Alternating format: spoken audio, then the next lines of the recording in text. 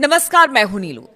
देखिए, बांग्लादेश से लगातार तलखी भारत की दिखाई दे रही है जब से शेख हसीना पहुंची हैं भारत, और जब से भारत ने उन्हें शरण दिया है। अब एक बार फिर से ये जो तलखी है बढ़ रही है, और ये बढ़ने का कारण क्या है? कल की प्रेस कॉन्फ्रेंस। जी हां, बांग्लादेश में हिंसक छात्र आंदोलन के बाद शेख हसीना की सरकार के तख्ता पलट के बुधवार 5 अगस्त को 2 साल पूरे हुए हैं तख्ता पलट को। और इस मौके पर भारत में रह रही शेख हसीना ने सार्वजनिक तौर से मीडिया से बातचीत की। बांग्लादेश छोड़कर आने के बाद ये उनका पहला सार्वजनिक संबोधन था।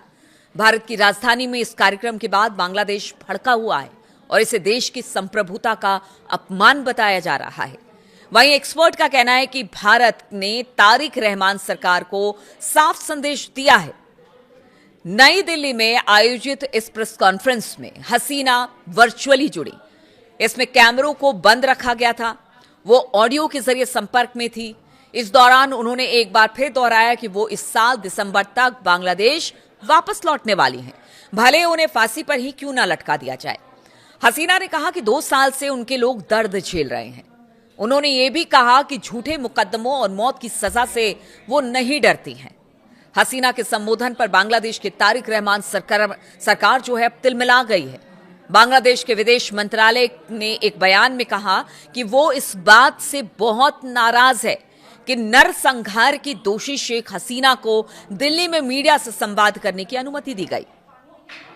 बांग्लादेश ने इसे देश की संप्रभुता और जुलाई विद्रोह में मारे गए लोगों का अपमान बताया।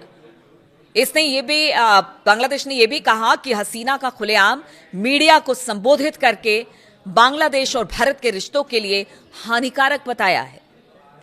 यानी वो इसका दुहाई दे रहे हैं कि देखिए, ये रिश्ते अगर बांग्लादेश से आपको अच्छा बनाना है तो आपको ये सब बंद करना पड़ेगा। वो भारत को चेता रहे हैं।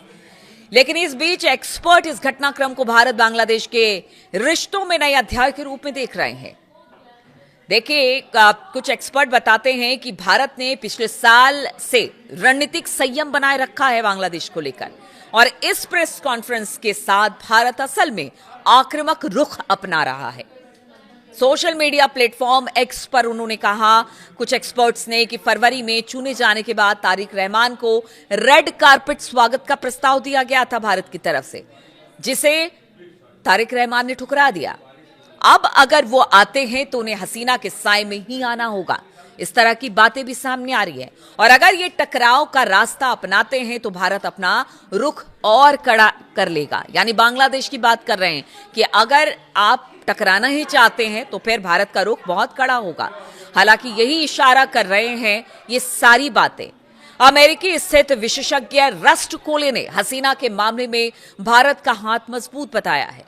उन्होंने कहा कि भारत के पास फायदे की स्थिति है, क्योंकि गंगा नदी जल बंटवारा समझौता इस साल खत्म हो रहा है और तीस्ता जल बंटवारे का मुद्दा भी इस वक्त बना हुआ है। तारिक रहमान भारत को परेशान करने के लिए ज्यादा कुछ नहीं कर सकते। कोले ने आगे कहा कि रहमान ने चीन को शामिल करने की कोशिश की, लेकिन अमेरिकियों ने उन्हें रोक दिया। इसके साथ ही व्यापार समेत अन्य चीजों के लिए बांग्लादेश भारत पर बहुत ज्यादा निर्भर है। भौगोलिक और अपनी मजबूरियां भी उसकी अपनी हैं। तो आप ऐसे सिचुएशन में समझिए कि वो भारत का कितना विरोध कर सकता है बांग्लादेश। और यही वजह है कि अब भारत आक्रामक हो गया है। अब तक बांग्लादेश के मुद्दे पर वो बिल्कुल चुप था। शेख हसीना को पनाह देने पर लगातार बांग्लादेश की तरफ से बयान आते रहे, लेकिन अब भारत ने आक्रामक रुख अपनाया है। और कल जिस तरह से शेख हसीना ने अपनी एक प्रेस कॉन्फ्रेंस की और उन्होंने कहा कि दिसंबर में वो बांग्लादेश जा रही हैं, चाहे उन्हें फांसी पर ही क्यों ना लटका दिया जाए, तो ये एक तरह से कह लीजिए कि भारत की तरफ से बताने की कोशिश है कि देखिए, अगर आप कड़ा संदेश देने की कोशिश करेंगे तो भारत उससे भी कुछ कड़े कदम उठाएगा।